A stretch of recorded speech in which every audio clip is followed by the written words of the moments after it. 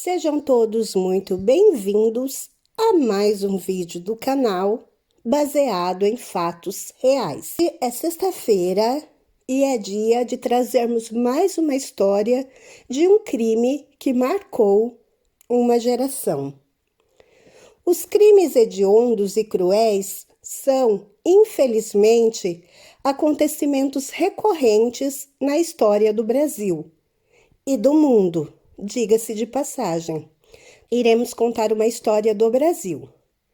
Várias tragédias já pararam o país, com uma imensa comoção social e cobertura assídua da imprensa. Casos como o de Suzane von Richthofen, Isabella Nardoni e muitos outros. Todavia, o primeiro crime que causou grande abalo na sociedade paulistana e brasileira aconteceu em 1928. Foi um episódio trágico que ficou conhecido como crime da mala. E essa será a história que nós vamos conhecer hoje. Mas já de antemão eu peço a vocês que deixem o like no vídeo, que me ajuda muito. Ajuda a impulsionar o canal para que os vídeos cheguem a mais pessoas. Se inscrevam no canal e ativem o sininho de notificações para não perder mais nenhum vídeo. E compartilhem muito com os seus vizinhos, com os seus amigos, com sua família, para que todos tenham uma boa história para ouvir. E vamos à história. Vamos viajar então no tempo para o ano de 1928.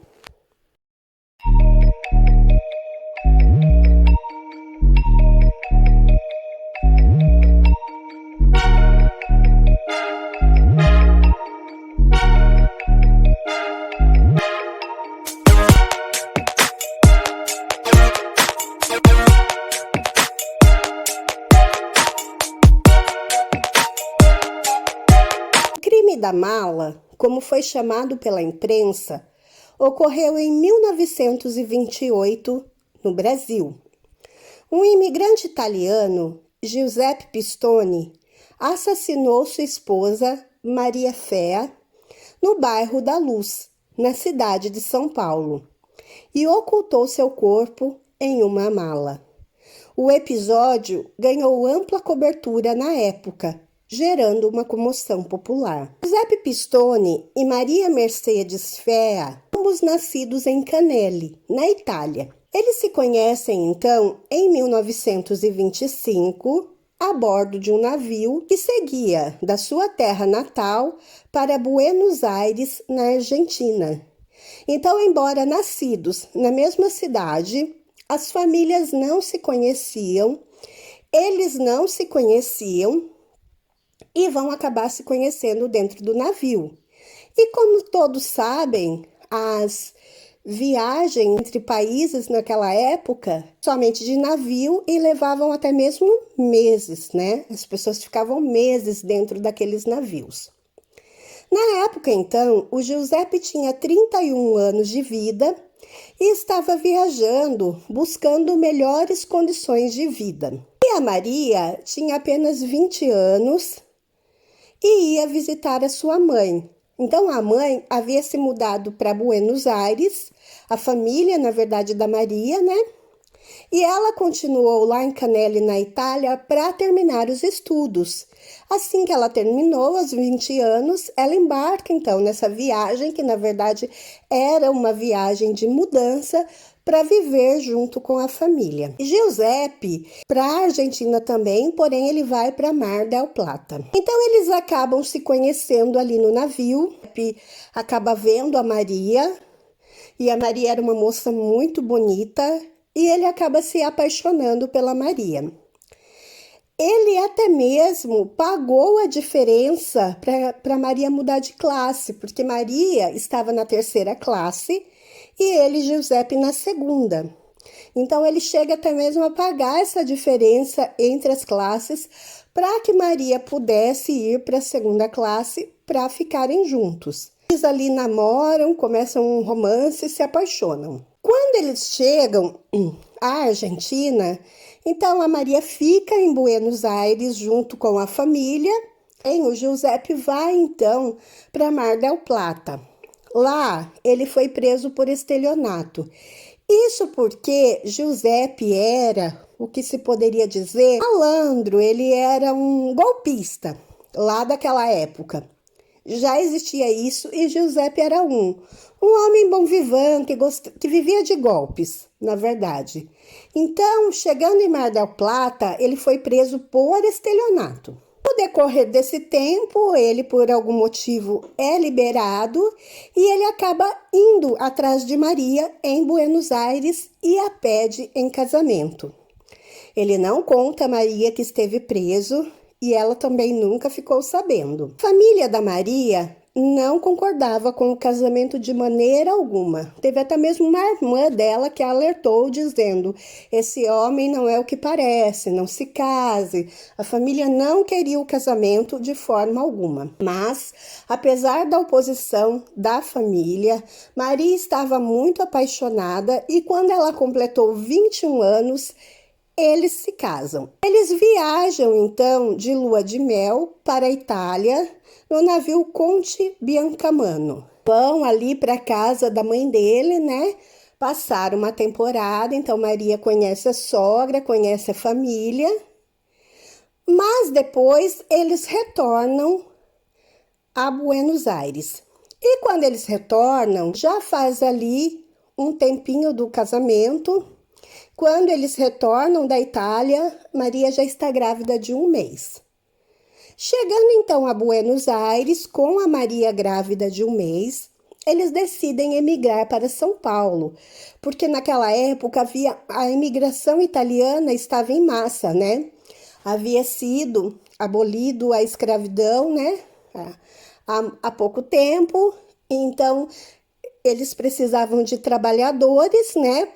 Para os cafezais, enfim, e a mão de obra italiana era mais barata. Então, naquele tempo, a imigração italiana estava sendo em massa. Então, eles decidem ir para São Paulo também. Quando chegam em São Paulo, então o Giuseppe não sabe falar bem a língua, não, e ele começa ali a falar com os italianos, até que, por fim, ele acaba sabendo de um parente distante dele, que é o Francesco Pistone, que está ali em São Paulo e vai trabalhar com esse parente numa casa de salames e vinhos. Chegando lá, Francesco Pistone, ele faz então uma proposta para Giuseppe de sociedade. Por que ele faz essa proposta? Porque Giuseppe dizia que tinha um dinheiro para receber da herança do pai. O que não era verdade, mas era o que ele dizia. O parente acaba fazendo essa proposta para ele. Óbvio que o Giuseppe não tinha esse dinheiro. Então, o que ele faz? Ele escreve um telegrama à mãe, Marcelina Baeri, na Itália, pedindo o dinheiro, que seria um valor equivalente a 150 mil contos de réis, que era parte da herança deixada por seu pai. Porém, ele já tinha pego o dinheiro da herança do pai e já tinha gastado tudo. A mãe, então, se recusa a dar mais dinheiro, fala que não vai mandar. Mas, mesmo assim, ele aceita a proposta do primo. Por quê? Porque ele pretendia conseguir esse dinheiro de uma forma ilegal, é claro, extorquindo o próprio primo. Não se saberia fazer isso, quais eram os planos dele, mas esses eram os planos dele.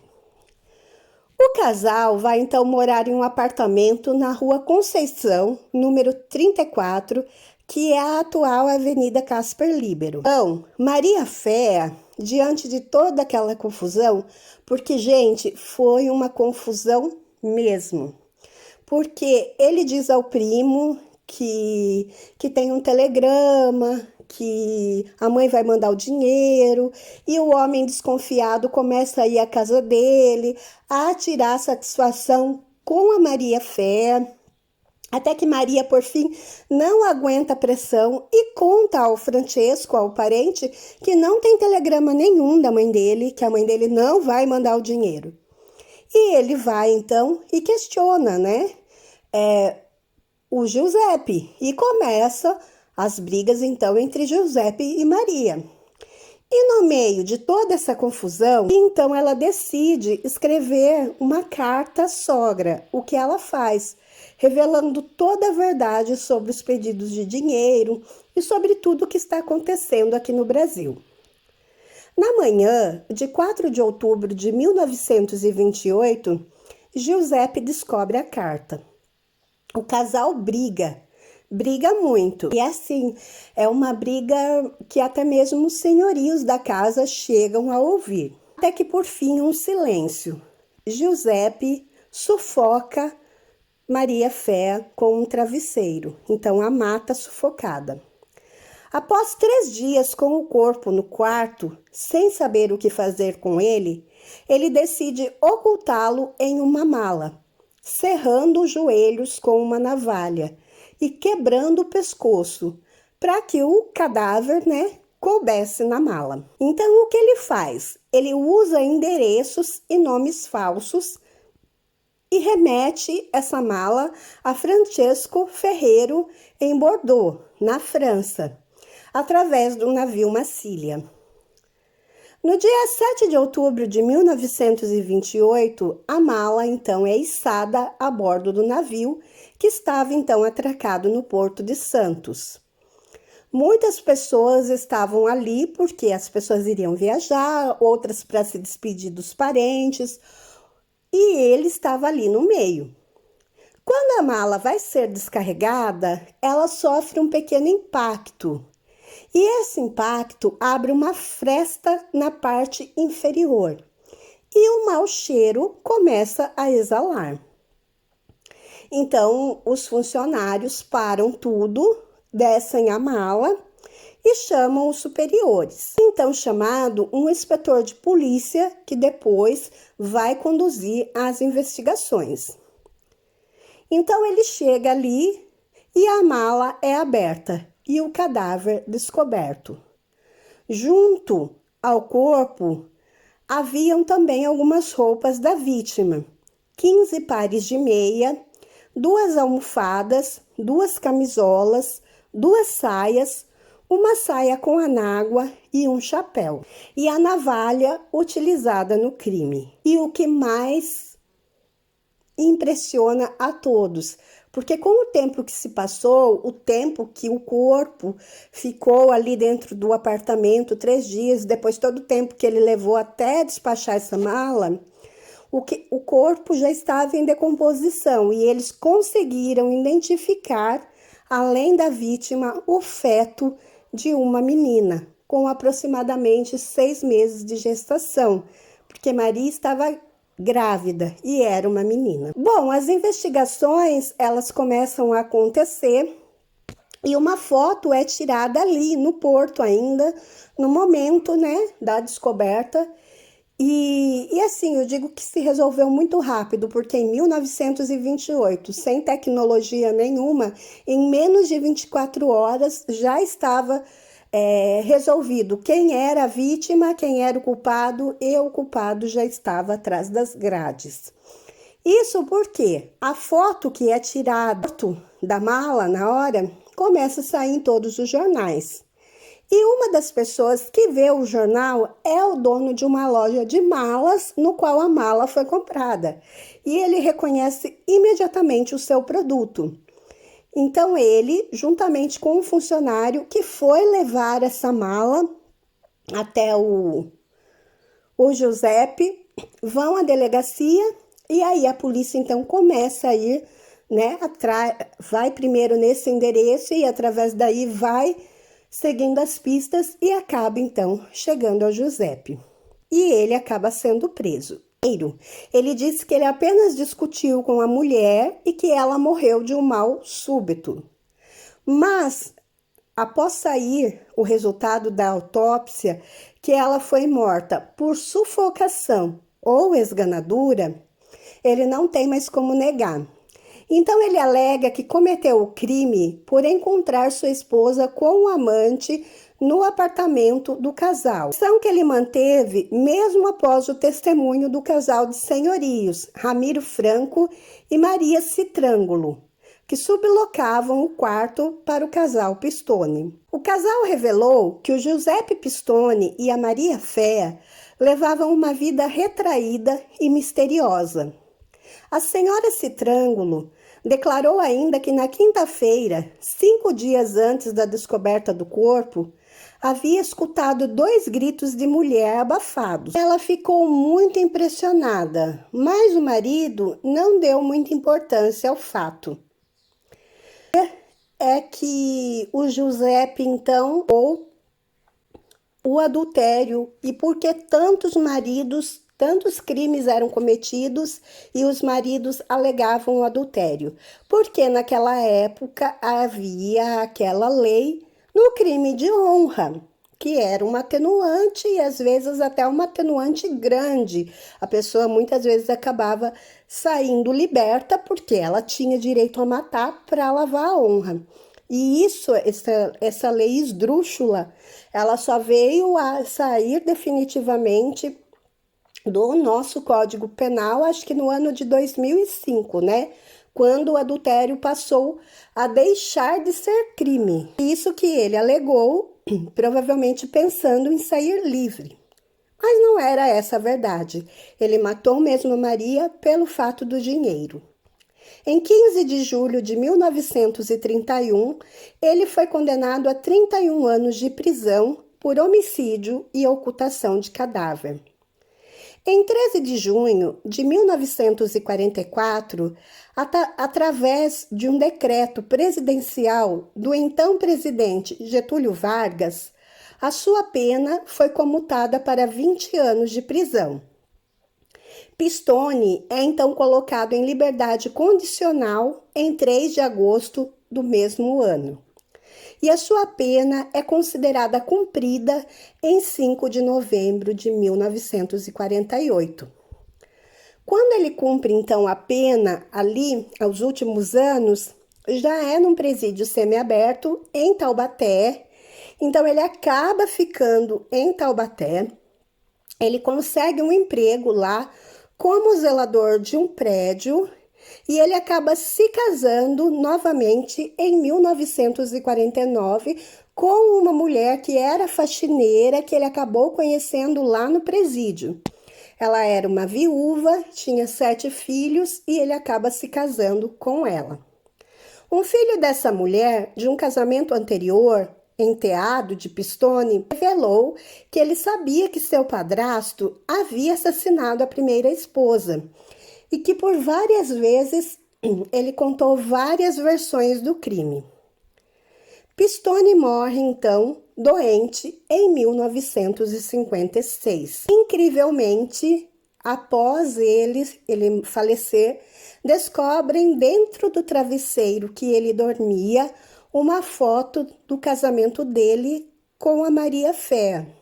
Então, ele dormia com essa foto dentro do travesseiro. Remorso, será?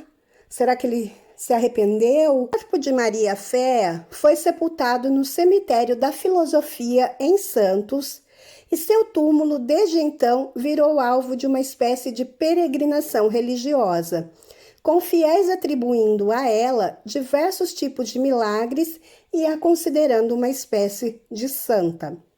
A mala encontra-se em exposição no Museu do Crime em São Paulo. O episódio inspirou a realização de um filme, O Crime da Mala, dirigido por Francisco Madrigano, que foi lançado em 31 de outubro de 1928. O assassinato também foi tema de um episódio especial do programa Linha Direta, que foi exibido em 2 de junho de 2005, tendo como Ana Paula Tabalipa no papel de Maria Féa e Gabriel Braga Nunes no papel de Giuseppe Pistone, episódio esses que vocês podem procurar aqui dentro do YouTube mesmo, que com certeza vocês vão encontrar. O crime da mala, ele foi o primeiro grande caso criminal na história do Brasil. E foi essa tragédia toda que fez com que a Maria Féa, então, fosse considerada uma santa popular. O túmulo dela é visitado até hoje, as pessoas pedem graça e diz que alcançam. E eu acredito, quem sou eu para duvidar da fé de alguém? não é? Bom, essa foi a história de hoje, foi o crime da mala. Eu acho uma história muito interessante. O primeiro grande crime, uma repercussão tão grande dentro da mídia. Agora, e vamos deixar bem claro aqui, esse não foi o primeiro crime da mala. Nós temos na nossa história 2 crimes da mala. O primeiro ocorreu em 1908, não foi passional, foi entre 2 sócios. E eu vou trazer essa história para vocês conhecerem também. Portanto, eu vou aproveitar e pedir para vocês que se inscrevam no canal, que ativem o sininho de notificação, para que vocês não percam nenhum vídeo, porque assim que eu trouxer a outra história do outro crime da mala, vocês já vão estar aí ligadinhos e vão conhecer também. Deixem like aí, que me ajuda muito, ajuda a impulsionar o canal, faz com que ele chegue para mais pessoas, que o vídeo chegue para mais pessoas e eu consiga trazer mais histórias para vocês. Voltem aqui para a próxima história, sempre temos uma boa história para vocês. Fiquem todos na paz, um super beijo e até a próxima!